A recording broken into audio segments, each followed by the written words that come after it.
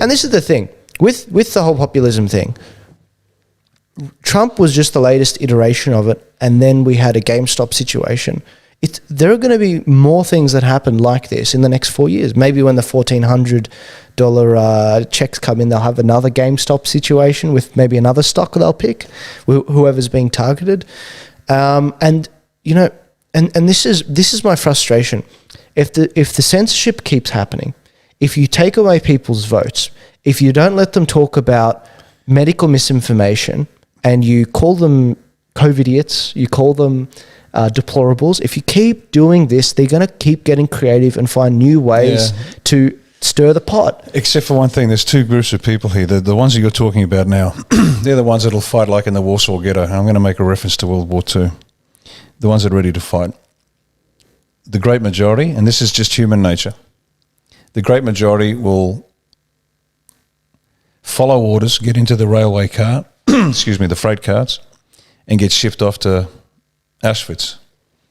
The Jews, the homosexuals, the disabled, political prisoners, gypsies, 20 million, gassed and burnt.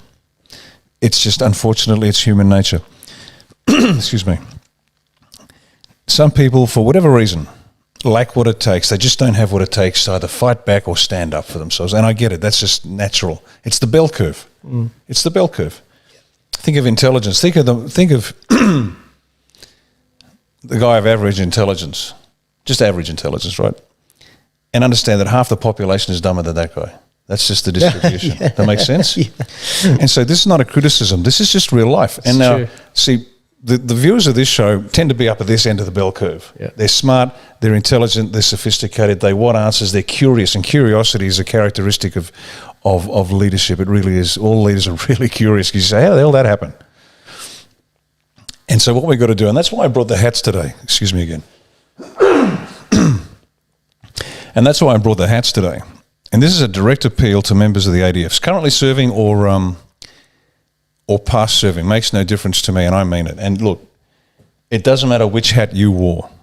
Every one of you who signed that document, and people didn't ever sign it, don't understand this, but in signing that document to become a member of the Defence Force, you might have been like me. Just, I want to fight and win some medals. And it's as simple as that when you're a young bloke. But at a deeper level, we understood that we were willing to give what Abraham Lincoln called the full measure of devotion, that final full measure of devotion. We were willing to die for something bigger than ourselves. And so this is a direct appeal to every serving and former serving member of the Australian Defence Force. Australia One needs you, because Australia One needs to build an army. And armies are made up by men and women with a particular character, a particular set of values, fortitude, and it's in short supply across the country. There's good people here, but they just don't have what it takes. And I know that to be true, because 10,000 people will apply to join the military every year, and a few hundred get accepted.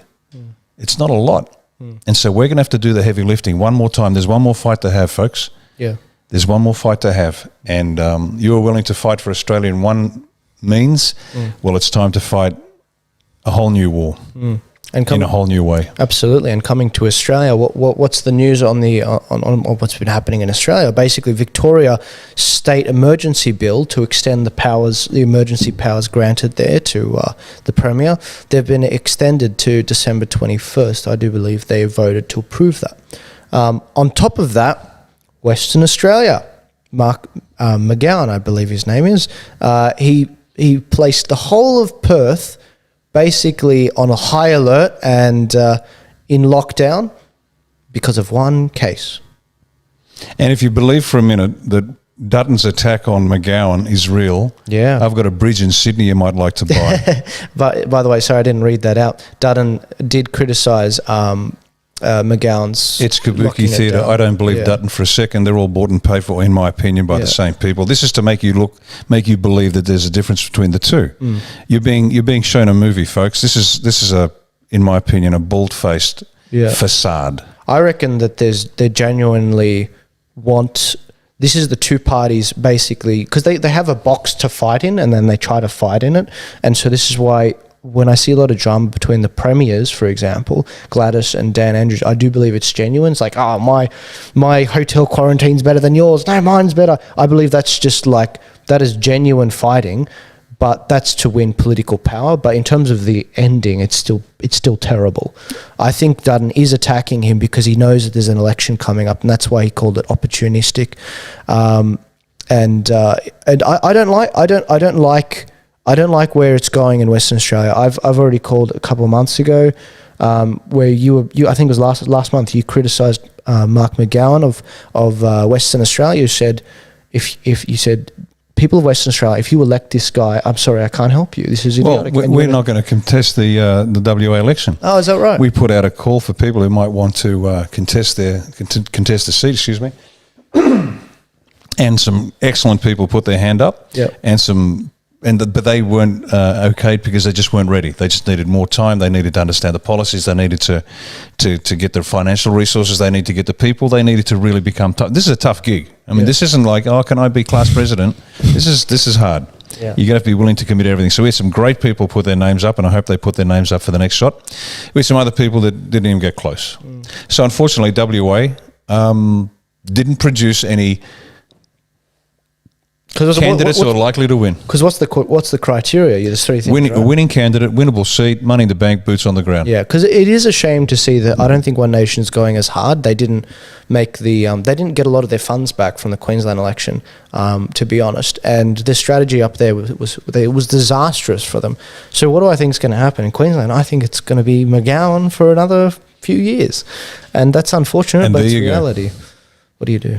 Well, people will just keep taking the pain until they've had enough. It's so frustrating. It's so frustrating. No, that's the political process. Yeah. That is the political process. Because people are like, oh, this is happening. This is bad. And it's like, you can't complain if you're not doing anything. You just can't. A lot of people in Queensland, they were complaining about the outcome, and it's like, guys, what were you doing to help or hinder the outcome that happened? What were you doing? And it's in many cases, it's like, oh, I was sharing, I was this, I was that. It's like, are you a member of a political party? Are you supporting people that are putting their names up? And it's like, no. And it's like, well, what do you want me to do? I can't help you. I don't want you to. Don't send me messages if you're frustrated at the system and the people we elect. And I think I said this quote in the past from the Bible. I can't remember the quote exactly. Maybe my brother can correct me. We elect the leaders that we deserve. We really do. If we are a corrupt society, if we've completely lost our moral core, then we're probably going to elect those people, the people that represent us. Why do you think America elected Donald Trump? Like it, as reprehensible. Can I just jump in really quickly? Yeah, sure. Don't take your eyes off Trump. No, I'm not. I'm just saying. Okay, good. Okay, for the viewers then, just watch this space. There was a time when America elected leaders that were very well-rounded, like Ronald Reagan, and who were very witty, very, very, very intelligent, but they weren't off-putting. So a lot of Americans find Trump off-putting. Now, I don't care about that. I don't care that Trump's off-putting. I don't care that he tweets things from time to time, because I look at substance. I look at policies. I compare, for example, his policies on China versus China Joe, and how China Joe is approaching China and doing a terrible job there. And I see Trump's way better. I see the Middle East deals that he's been doing, and I see that, in 2020, in the last year, they haven't had a single death in Afghanistan, which is the first time in 20 years. That's Trump's fault. He did that. He deserves the credit. And so I'm willing to, for a time, say the statesman-like behavior can be put on hold, because we've had statesmen, and what do? They put suppression orders on the pedophile lists in Australia. That's what we get. Well, Trump was the first non-controlled president in years, including Reagan. Now, Reagan said some great stuff. His words are utterly inspiring, and I don't deny that he was sincere, but he was as controlled as everybody else. The national debt under Reagan went, I think, from 1 trillion to 3 trillion. You can check it out. But he was as controlled as everybody else. Yeah. Because he was still controlled by the establishment. Yeah, and he was a big push for opening up China, which didn't end up being successful in making it more democratic. Once again, he was following orders. So loved Reagan's words, brilliant, inspiring, but understand this: Trump is the first president since a long time that wasn't controlled. Yeah. And you can go back a century. Yeah. Woodrow Wilson, utterly controlled by the globalists. Yeah. Yeah. I tell you what, Australians, study US history, because if you study US history and the characters and the ebb and flow of events, you will understand what is happening in Australia better, because Australian political history is a yawn. But we are wearing the effects of what's happening globally in this country, and we don't get it. If you just study Australian history, study American political history from the Revolutionary War all the way through, and you'll understand better what's happening in Oz. Yeah. It's coming, guys. It's all coming.